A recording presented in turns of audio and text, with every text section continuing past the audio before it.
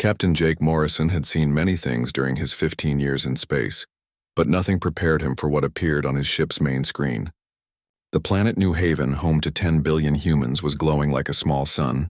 White fire danced across its surface, eating through cities, mountains, and oceans with equal hunger. "Sir, we're receiving a transmission from the Zephyrian fleet," said Lieutenant Amy Foster, her voice shaking.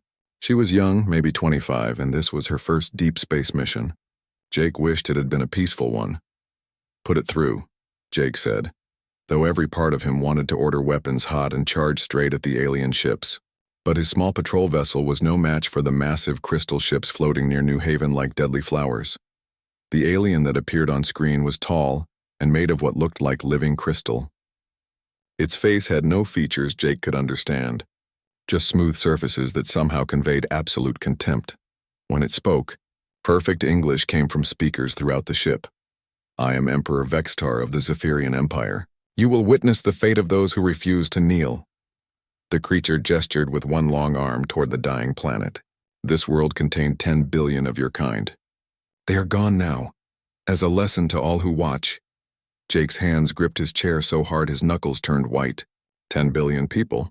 Men, women, children. His own sister had lived on New Haven with her family. Had being the key word. "This broadcast reaches every world, every ship, every thinking being in this galaxy," the Emperor continued. "Your species will surrender completely within 72 of your hours, or we will do this to every human world, starting with the one you call Earth." The transmission cut off, leaving Jake and his crew staring at the burning remains of what had been humanity's largest colony. New Haven had been a beautiful world of green forests and blue seas. Now it was a ball of fire slowly dying in space. "Captain," whispered Amy. "My brother lived there. He was a teacher." Jake turned to look at his communications officer. Tears ran down her face, but her hand stayed steady on her controls. "Good girl," he thought. "We'll need that strength." "All hands, this is the captain," Jake announced over the ship's intercom. "Set course for Earth, maximum speed. And someone get me Admiral Sullivan on the emergency channel." As his ship jumped to faster than light travel, Jake thought about the alien weapon he had just witnessed. The Zephyrians had torn apart a planet like it was made of paper. What could humanity possibly do against power like that? Back on Earth, Admiral Kate Sullivan stood in the command center deep beneath the Rocky Mountains. Around her, dozens of officers worked at glowing screens, trying to make sense of what they had all watched happen. The alien broadcast had reached Earth just minutes after Jake had sent his emergency message. Kate had been in the military for 30 years. She had fought in 3 wars and seen more death than any person should. But watching 10 billion people die in minutes made her stomach twist in ways she had never felt before. "Admiral," called Dr. Peter Hayes from across the room. Peter was Earth's top expert on alien technology, a thin man with thick glasses who usually stayed buried in his laboratory. Today he looked pale but excited. "I've been studying the alien broadcast. They made a mistake." "What kind of mistake?" Kate asked, walking over to Peter's workstation. "Look at this." Peter pointed to his screen, which showed the alien weapon firing at New Haven. "They were so confident, so sure we would just give up, that they showed us exactly how their planet killer works. See these energy patterns? The way the weapon charges up? I can read the power flow, the targeting system, even the cooling cycle." Kate felt something like hope stir in her chest. "Can we build defenses? Maybe. But more important, I think I know how to hurt them back." Peter pulled up another screen showing the crystal alien ships. "Their whole fleet runs on the same power source as their weapons. If we can disrupt it, we can turn their strength against them," Kate finished. She had always been a quick student. "How long do you need?" "Give me every scientist on Earth and maybe, just maybe, 72 hours. Kate nodded and turned to her communications officer. "Send word to every military base, every research facility, every university on the planet. Full mobilization, all resources, no questions asked. Tell them we have 72 hours to save our species." "Yes, ma'am." "What should I tell them we're preparing for?" Kate looked back at the screen showing New Haven's death. "Tell them we're not going to surrender. Tell them we're going to war." As orders flew out across Earth's communication networks, people everywhere stopped what they were doing to watch the alien broadcast that played again and again on every channel. Most saw the death of 10 billion humans and felt despair. Some saw it and felt rage. But a few, the ones who would matter most in the days to come, saw it and felt something else entirely. They saw an enemy that had made the mistake of showing humanity exactly what it was capable of, an enemy so sure of its victory that it had given away its secrets. In his small apartment in New York, Dr. Nathan Cross was already pulling up files that officially did not exist. Nathan built artificial intelligences for the government, machines that could think and learn faster than any human. If Earth fell, someone needed to keep fighting. In a military base in Texas, Commander Alex Stone was looking at a list of hidden ships scattered throughout the solar system. Ships disguised as mining vessels and research stations. Ships that could carry Earth's most important secrets to safety. In laboratories around the world, scientists were abandoning whatever they had been working on to focus on one question: how do you kill something that can destroy planets? The Zephyrian Empire had ruled the galaxy for 1,000 years. They had conquered hundreds of species with their overwhelming power and their absolute certainty that they were superior to all other life. They had made one small error in judgment. They thought humans would react like every other species they had destroyed. They thought fear would make humanity weak. They were about to learn that some species become more dangerous when they have nothing left to lose. And humanity had just lost 10 billion reasons to show mercy. General Lisa Carter walked through the deepest tunnels ever built by human hands, 5 miles beneath the surface of Colorado. Past layers of rock and steel and concrete lay humanity's greatest secret. Most people on Earth did not know this place existed.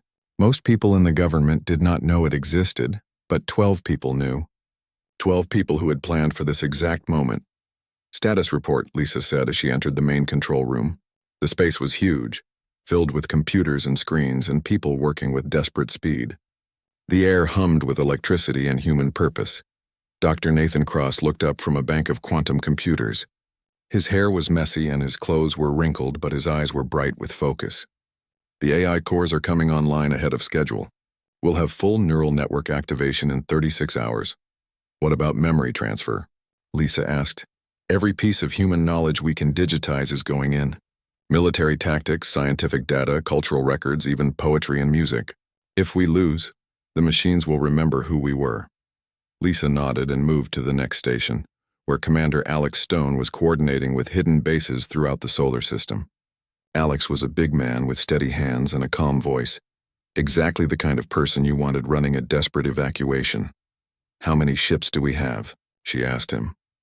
47 vessels currently operational, disguised as civilian craft. Alex replied without looking up from his screens. "Mining ships, research vessels, even a few luxury yachts. All of them loaded with survival supplies and manufacturing equipment. Weapons? Each ship carries enough firepower to level a city. The aliens won't expect civilian vessels to be armed." Lisa allowed herself a small smile. Surprise had always been humanity's best weapon. "What about personnel?" "We're moving our best people first. Scientists, engineers, military specialists. If Earth falls, we need the skills to keep fighting." Across the room, Dr. Peter Hayes was working with a team of physicists, trying to understand alien technology that was thousands of years ahead of human science. Peter had not slept since the New Haven broadcast, but he moved with the energy of a man who had found his life's purpose. "General, you need to see this," Peter called out. Lisa walked over to find him standing in front of a huge display showing the inner workings of a Zephyrian crystal ship. "Tell me you have good news," Lisa said. "Better than good. The alien's power source is incredibly advanced, but it has a weakness. It requires perfect harmony between the crystal matrices that make up their ships. If you can disrupt that harmony, the whole ship goes dark," Lisa finished. "Not just dark. The power feedback would be catastrophic. One disrupted ship could take out several others in the same fleet." Lisa felt hope rising in her chest. "Can we build a weapon that does this?" "I think so. But we need resources, rare earth elements, quantum processors, and time we don't have." "You'll have whatever you need," Lisa promised. She turned to address the entire room. "Listen up, people. The world above us thinks we're preparing to surrender. The aliens think we're beaten. Let them think that. Down here, we're building the future." Meanwhile, on the surface, Earth's leaders played their parts perfectly.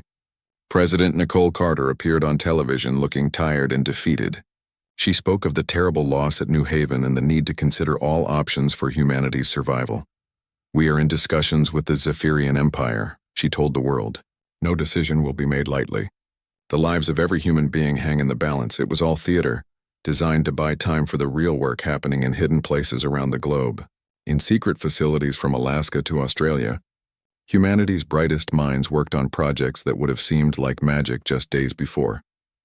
Dr. Emma Foster led a team developing quantum communication systems that could not be intercepted or jammed.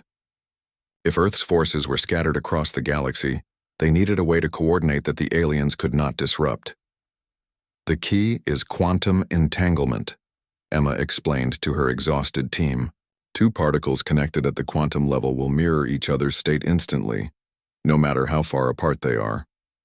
Distance becomes meaningless. How many units can we build? Asked her assistant, Dr. Carl Stone. With our current resources, maybe 50, but that's enough to coordinate a small fleet. In another facility, weapons designers worked around the clock to create new types of ammunition, specifically designed to penetrate alien crystal hulls. Traditional explosives would not work against enemies who could survive in the vacuum of space. But humanity had other ideas. Sonic disruptors, explained Dr. Mark Johnson to his team. Crystal structures have natural frequencies. Hit them with the right sound wave at the right amplitude and they shatter like glass. What about deployment? Asked his chief engineer. We're working on that. Missile warheads, ship-mounted systems, even handheld weapons for boarding actions. As the hours ticked by, ordinary people around the world began to understand that something was happening. Trucks full of supplies moved at night toward unknown destinations. Scientists and military personnel vanished from their normal posts without explanation. Families received strange messages telling them to be ready to travel at short notice. Most assumed it was preparation for surrender or evacuation. They were partly right. Jake Morrison's ship reached Earth just as the second day began. He docked at a military station and was immediately escorted to a meeting room where Admiral Sullivan and General Carter waited for him. Captain Morrison, Kate said, we need to know everything you observed during the attack on New Haven. Every detail could be important. Jake sat down and began his report, describing the alien ships, their formation, the way their weapon had fired. He talked about the Emperor's broadcast and his threats against Earth. They seemed completely confident, Jake finished, like they had done this 1,000 times before and knew exactly how it would end. Confidence can be a weakness, Lisa said, especially when it makes you careless. General, are we really going to fight them?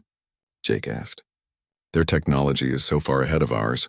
Lisa and Kate exchanged glances. Then Kate spoke carefully. Captain, in a few hours you're going to receive new orders. Orders that will seem strange. I need you to trust us and follow them exactly. Yes, ma'am. And Jake, Lisa added, using his first name, remember that the best way to win a fight is to make sure your enemy doesn't know it's a fight until it's too late. As Jake left for his temporary quarters, the two women looked out a window at the night sky. Somewhere up there, alien ships were moving toward Earth, confident in their power and their victory. They had no idea that humanity had spent 2 days not in despair, but in preparation. They did not know about the hidden ships, the secret weapons, the artificial intelligences learning to hate with human intensity. Most importantly, they did not understand that humanity's greatest strength had never been their technology or their weapons. It was their ability to change, to adapt, to become something new when survival demanded it. In 70 hours, the Zephyrian Empire would discover what humanity looked like when it decided to stop being civilized. The 72-hour deadline passed at exactly 14:32 Earth Standard Time on a Tuesday. President Nicole Carter stood before the cameras in the White House, looking tired and defeated. After careful consideration, she said slowly, humanity chooses to fight. Those 4 words echoed across every human world, every ship, every hidden base scattered throughout the galaxy. They were also broadcast on open channels where the Zephyrian Empire could hear them. Emperor Vextar received the message aboard his flagship while orbiting Jupiter. The massive crystal ship pulsed with satisfied energy as he turned to his fleet commanders. Begin the cleansing, he ordered. Start with their outer colonies. Let them watch their people die slowly. But when the Zephyrian fleet moved toward humanity's mining colony at Titan, they found something unexpected. The colony was empty, not abandoned in panic but systematically evacuated. Every piece of useful equipment was gone. Every data core had been wiped clean. Where are the humans? Demanded Commander Zekral, Vextar's chief military officer. Perhaps they fled in terror, suggested another officer. The Zephyrians had seen this before. Some species tried to run when faced with their overwhelming power. It only delayed the inevitable. That was when Captain Ryan Burke struck. Ryan commanded a small fleet of ships disguised as asteroid miners, hidden in the belt between Mars and Jupiter for the past 3 days. His vessels looked like harmless industrial craft, the kind of ships that moved rocks and ice between planets. The aliens learned too late that these mining ships carried weapons designed specifically to kill crystal beings. Ryan's flagship, disguised as a bulk cargo hauler, fired its first sonic disruptor directly into the engine section of a Zephyrian destroyer. The alien ship's crystal hull began to vibrate at exactly the wrong frequency. Cracks appeared along its length, spreading like lightning. Within seconds, the destroyer shattered like a glass bottle hit with a hammer. What was that? Fextar demanded as debris from his ship scattered across space. Unknown weapon type, his tactical officer reported. The humans appeared to have discovered our structural weakness. More human ships appeared from hiding places throughout the asteroid belt. Each one looked different, disguised as civilian vessels or mining equipment. But each one carried weapons designed to exploit flaws in Zephyrian technology that the aliens never knew they had. The battle was brief and vicious. Ryan's forces destroyed 4 alien ships and damaged 3 more before disappearing back into the maze of rocks and ice that was the asteroid belt. The Zephyrians found themselves fighting an enemy they could not see, could not predict, and could not understand. How did they know our weakness? Fextar asked his science officer. Impossible to determine, Emperor. Perhaps they captured one of our ships. We have lost no ships to these primitives.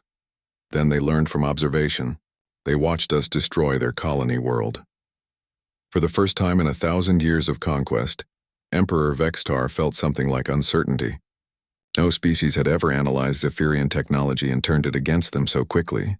Most races barely understood their own weapons, much less alien ones, but humans, apparently, were different. Deep in Earth's hidden command center, General Lisa Carter watched reports flow in from across the solar system. Ryan's attack had been only the beginning. Similar strikes were happening everywhere. Human ships were hidden. Titan base evacuation complete, reported Commander Alex Stone. All personnel and equipment transferred to mobile platforms. Mars, manufacturing facility, operational and producing sonic weapons at maximum capacity. Dr. Johnson's team has improved the design. The new warheads are 30% more effective. Lisa nodded and turned to Dr. Nathan Cross, who was monitoring the AI network scattered throughout space. How are our electronic friends doing? Learning faster than we hoped, Nathan replied. Every engagement uploads tactical data to the quantum cores. The AIs are starting to predict alien movements better than our human commanders. Show me. Nathan brought up a holographic display of the outer solar system. Red dots showed Zephyrian ships, blue dots showed human forces. Green lines connected them, showing predicted movements and optimal attack patterns. The aliens follow rigid tactical doctrine, Nathan explained. They've been successful for so long that they never learned to adapt. Our AIs are reading their patterns and exploiting them. What about communication with our distant forces? Dr. Emma Foster looked up from her quantum communication array. Entanglement networks are holding steady. We have real-time contact with all human forces within 50 light years. Lisa allowed herself a moment of satisfaction. Humanity was fighting the most powerful empire in the galaxy with mining ships and hidden bases, and they were winning their first engagements. But she knew this was just the beginning. Status of the Wraith Division, she asked.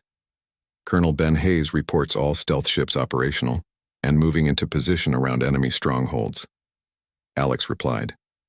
The Wraith Division was humanity's newest creation. Ships built using technology stolen from the aliens' own database during their arrogant broadcast. The vessels could become nearly invisible to sensors, allowing them to strike from surprise and disappear before retaliation was possible. Ben Hayes himself was piloting the lead ship, a sleek craft no larger than a fighter but carrying enough firepower to cripple a battleship. His target was a Zephyrian supply depot near Saturn, a facility the aliens thought was safely behind their battle lines. Approaching target, Ben reported over the quantum link. No sign we've been detected. Remember, Lisa's voice came through clearly despite the distance. Hit them hard and get out fast. We're not trying to win battles yet. We're teaching them to fear us. Ben smiled grimly as his ship lined up for its attack run. The alien depot was huge, a crystalline structure that glittered in Saturn's pale light. It contained enough supplies to fuel the Zephyrian fleet for months. Not anymore. Ben's ship fired a full spread of sonic torpedoes into the depot's central support structure. The alien facility began to sing, a high-pitched note that rose until human ears could no longer hear it. Then it began to crack. The destruction was beautiful and terrible. Crystal spires that had stood for centuries crumbled like sand castles.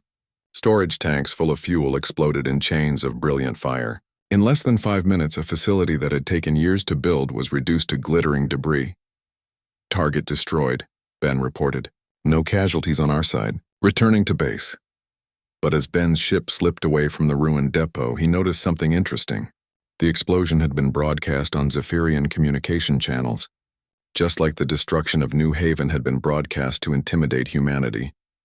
The aliens were used to being the ones who inspired fear through displays of overwhelming power. They had never been on the receiving end of such tactics.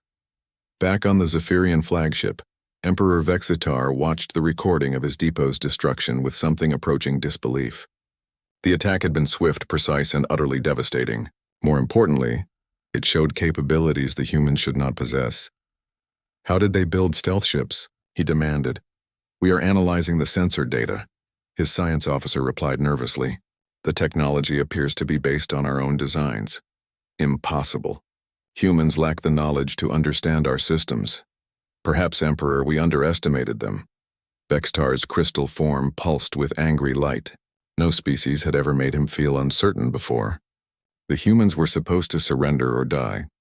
Instead, they were learning, adapting, and fighting back with weapons specifically designed to hurt his people. For the first time since beginning his campaign of galactic conquest, the Emperor wondered if he had made a mistake. But pride in 1,000 years of easy victory made it impossible for him to consider that a species of primitive mammals could pose any real threat to his empire. That blindness would cost him everything. The hidden war had begun, and humanity was no longer the prey.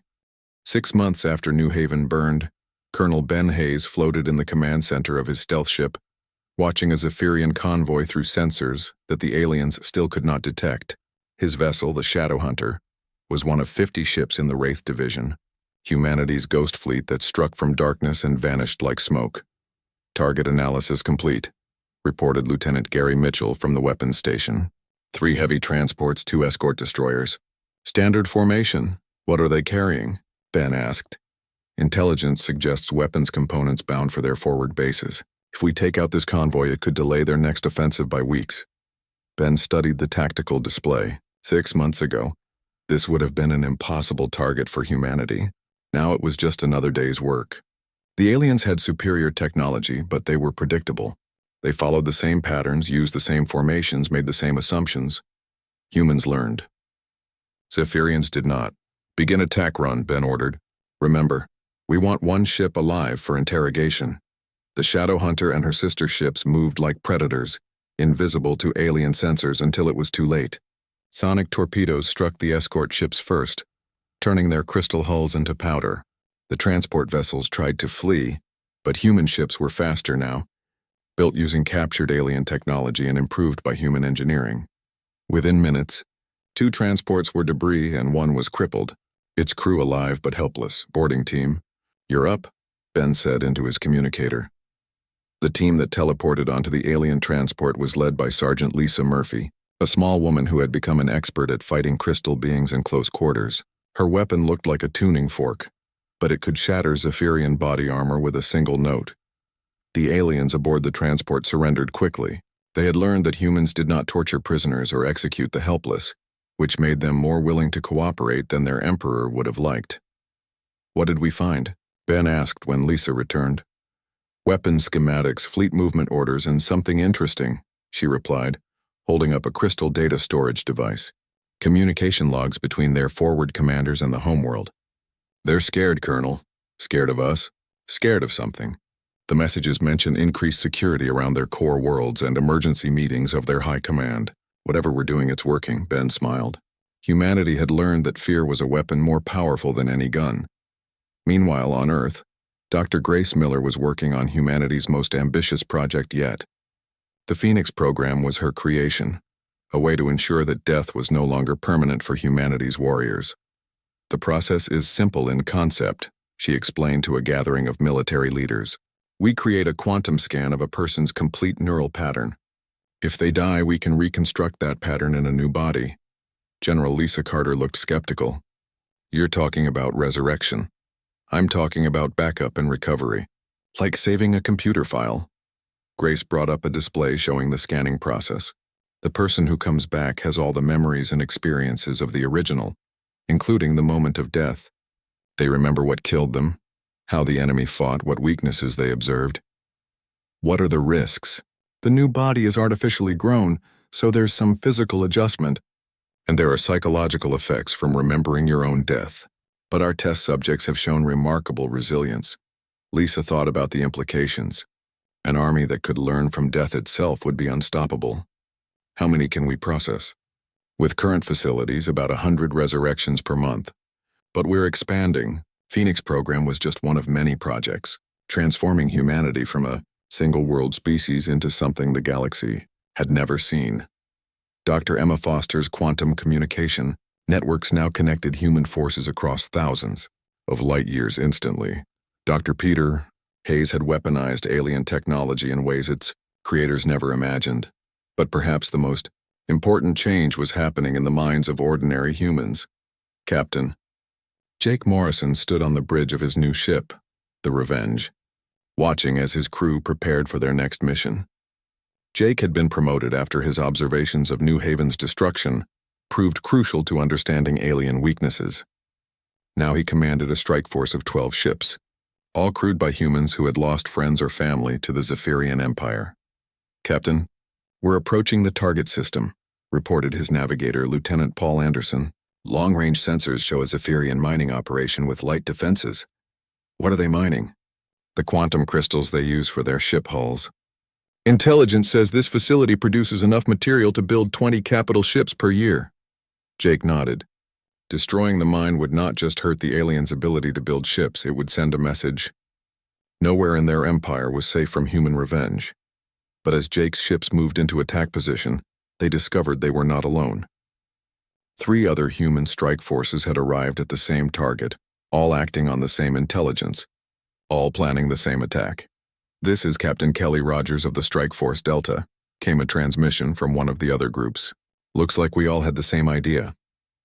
This is Captain Ryan Burke, Omega Squadron, came another voice. 36 ships should be enough to handle one mining facility. Jake smiled. Ryan had been the hero of the first strike against the aliens 6 months ago.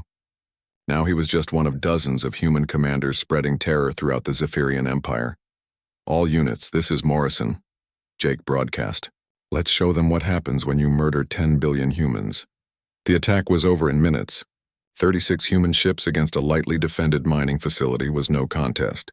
But the real damage was not the destroyed facility or the captured crystal stockpiles. The real damage was to Zephyrian confidence. Emperor Vexitar stood in his throne room on the homeworld, watching reports flood in from across his empire. Human attacks were happening everywhere, sometimes multiple strikes on the same day against targets hundreds of light years apart. His forces were being systematically hunted by an enemy that seemed to be everywhere at once. How many ships have we lost this month? He asked his chief military advisor. 47 destroyed, 18 captured, 12 missing and presumed destroyed, Commander Zekrol replied reluctantly. And human losses? 6 ships confirmed destroyed. Vextar's crystal form pulsed with frustrated energy. The mathematics of war were simple. If his empire continued to lose ships at this rate, he would have no fleet left within 2 years. Yet the humans seemed to have more vessels every month, not fewer. Where are they getting their ships? He demanded. We believe they are converting civilian vessels and building new ones using captured technology. Our intelligence suggests they have established manufacturing facilities in asteroid fields and hidden moons throughout this sector of the galaxy. Then find these facilities and destroy them. We have tried. Emperor, human stealth technology makes detection difficult. And when we do find their bases, they are often already abandoned. Vextar realized that the humans had become something his empire had never faced before, a distributed enemy with no central target to destroy. They had no single homeworld to threaten, no capital to capture, no leadership to decapitate. They had become a force of nature, as inevitable and destructive as a storm. But the Emperor's pride would not allow him to admit that his 1,000-year dynasty of conquest might be ending. Instead, he made the decision that would doom his empire. "Prepare the fleet for a full assault on the human homeworld," he ordered. "We will destroy Earth and end this rebellion once and for all." "Emperor," Zekrel said carefully, "our intelligence suggests the humans have prepared extensive defenses around their homeworld. No defense can stand against the full might of the Zephyrian Empire. We will show the galaxy what happens to species that defy us." What Vextar did not know was that humanity wanted him to attack Earth. They had been preparing for this moment for 6 months, turning their homeworld into the ultimate trap. The prey was about to become the predator. 2 years after the New Haven massacre, Fleet Admiral Tony Adams stood on the bridge of humanity's flagship, the ESS Retribution, as it hung in orbit above the Zephyrian homeworld. The planet below looked peaceful, its crystal cities glittering in the light of twin suns. But appearances could be deceiving. The cities were empty. The government had fled. The mighty empire that had ruled the galaxy for 1,000 years existed now only in history books. "Admiral," reported Captain Sarah Wilson from the communications station, "we're receiving surrender transmissions from the surface. The remaining Zephyrian leadership wants to negotiate terms." Tony nodded slowly. It had taken 2 years to reach this moment, and the cost had been enormous. Hundreds of human ships destroyed, thousands of brave men and women lost in battle. Entire star systems turned into battlegrounds, but humanity had won. The turning point had come when Emperor Vextar made his final fatal mistake. He had gathered the entire Zephyrian fleet, over 3,000 ships, for a direct assault on Earth. It should have been an easy victory. Earth was just one planet against the combined might of a galactic empire. Instead, it became the largest military disaster in recorded history. Earth had not been defensively prepared. It had been prepared as a trap. Tony remembered watching from the command center as the alien fleet approached. Dr. Peter Hayes had spent months turning Earth's moon into a giant sonic weapon, powerful enough to shatter crystal ships from millions of miles away. Dr. Nathan Cross had hidden AI-controlled defense platforms throughout the solar system, each one invisible to alien sensors until the moment they opened fire. But the real surprise had been humanity itself. When the Zephyrian fleet arrived expecting to find a frightened planet ready to surrender, they instead found themselves surrounded by over 5,000 human ships that had been hiding in the outer system. Every vessel that humanity had built, captured, or converted during 2 years of warfare had gathered for this battle. The fight lasted 6 hours. When it ended, the Zephyrian Empire had ceased to exist as a military force. Emperor Vextar died when his flagship was torn apart by sonic weapons that turned its crystal hull to dust. His last transmission was a single word: impossible. Now, as Tony looked down at the defeated homeworld, he thought about the journey that had brought humanity to this moment. They had started as a single species clinging to one small planet. The aliens had tried to teach them fear by murdering 10 billion innocent people. Instead, they had taught humanity something far more dangerous: that the universe was full of bullies who needed to be stopped. "Admiral, President Carter is ready to address the galaxy," reported the communications officer. Tony nodded. "Put her through." President Nicole Carter appeared on screens throughout human space and on every world that had once been part of the Zephyrian Empire. She looked older than she had 2 years ago, but her voice was strong and clear. 2 years ago, the Zephyrian Empire murdered 10 billion human beings to prove their power, she began. Today, that empire no longer exists. Not because we destroyed it in anger, but because we chose to build something better. The camera pulled back to show Nicole standing in what had once been Emperor Vextar's throne room. Behind her, representatives from dozens of species stood together, beings who had been slaves and subjects of the Zephyrian Empire and were now free. "We could have responded to genocide with genocide," Nicole continued. "We could have killed every Zephyrian in the galaxy to balance the scales. Instead, we chose a different path. We chose to prove that strength is not about the power to destroy, but the wisdom to know when not to use that power." Tony smiled as he listened to the speech. It had been humanity's idea to offer the surviving Zephyrians exile, rather than execution. They were relocated to agricultural worlds under human protection, forced to rebuild their civilization without the ability to wage interstellar war. Some called it justice. Others called it mercy. The truth was more complex. Humanity had learned that becoming monsters to defeat monsters only created more monsters. The galaxy has a new rule, Nicole said, her words carried to every inhabited world. No species will ever again face extinction because they refuse to kneel. No empire will ever again murder billions to prove its power. This is humanity's promise, and we have proven that our promises are backed by more than words. As the broadcast ended, Tony turned his attention to the reports flowing in from across the galaxy. The Zephyrian client species were not just accepting human leadership, they were embracing it. Worlds that had been forced to pay tribute to crystal overlords were now trading partners in a new galactic alliance. Admiral, called Commander Alex Stone, now serving as Tony's chief of staff, we're receiving requests for human advisors from 47 different systems. They want help setting up democratic governments. How many people can we spare? Not nearly enough. But Dr. Cross's AI systems can help with administration and education. We can teach them to govern themselves. Tony nodded. That was the human way. Build others up rather than tear them down. What about our defense capabilities? Tony asked. Still growing, Alex replied. Every month we complete more ships, train more crews, improve our technology. The other species are contributing too. The Altarians are excellent engineers. The Vega colonies have provided materials we couldn't find anywhere else. And the Wraith Division? Colonel Hayes reports his stealth ships are patrolling the Outer Rim, making sure no one else gets ideas about conquering their neighbors. Tony felt satisfaction at that news. Ben Hayes had become something of a legend, the human who could appear anywhere in the galaxy without warning. Pirates, warlords, and would-be conquerors learned to fear the sight of his ships dropping out of stealth. But perhaps the most important development was happening on New Haven itself, the planet that had been destroyed.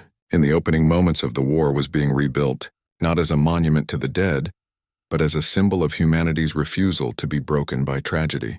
Terraforming ships were already working to restore the atmosphere. Colonists were volunteering to be among the first to return. Dr. Grace Miller's Phoenix program had reached its ultimate expression there. The new colonists included hundreds of people who had died defending human worlds during the war, now returned in artificial bodies to help build the future they had fought for. Admiral, Sarah Wilson called from communications. We have a priority message from Earth. It's General Carter. Lisa Carter's image appeared on the main screen. She looked tired but pleased. Tony, I wanted to give you the final casualty report from the war. Go ahead. Human military losses, 4,218 killed in action. Civilian losses, 10,406 at New Haven plus scattered losses at other colonies. Total human dead, 10,410,224. Tony felt the weight of those numbers. Every death was a person with a name, a family, dreams that would never be fulfilled. But he also knew what Lisa was really telling him. Zephyrian military losses, he asked. Approximately 2 million combat deaths during the war. Civilian casualties, 0. We made sure of that, Tony nodded. Humanity had fought the most powerful empire in galactic history, and won without committing a single war crime.